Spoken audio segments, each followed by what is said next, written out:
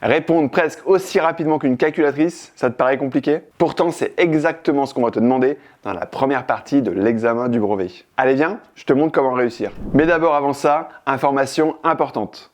L'épreuve de maths du brevet évolue cette année.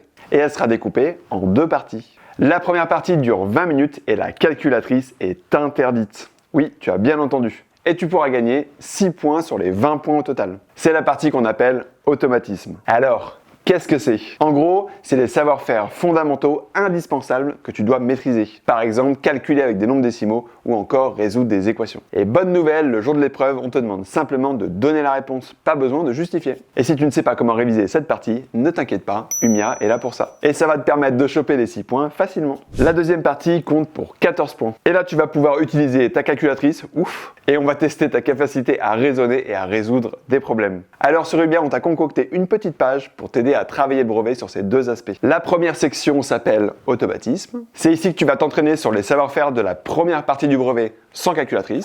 Et on n'a pas simplement repris la liste des savoir-faire publiée par l'Éducation nationale.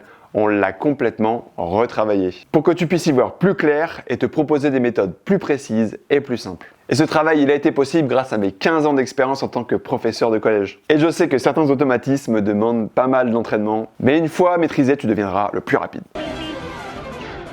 Et justement, pour travailler chaque automatisme, on te propose sur Umia une série de questions flash. Et à la correction, on ne se contente pas de dire si c'est juste ou faux. On t'explique la leçon ou la méthode et les erreurs à ne plus commettre. Parce que comprendre pourquoi on fait des erreurs, c'est souvent la meilleure façon de progresser. Tu trouveras sur la page Umia Brevet une autre section importante, les sujets.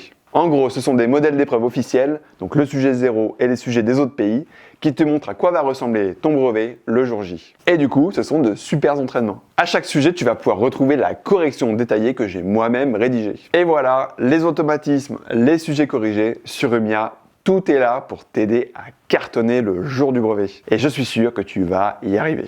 Avec comme seul objectif que le jour du brevet, tu arrives confiant et prêt à tout donner. À toi de jouer.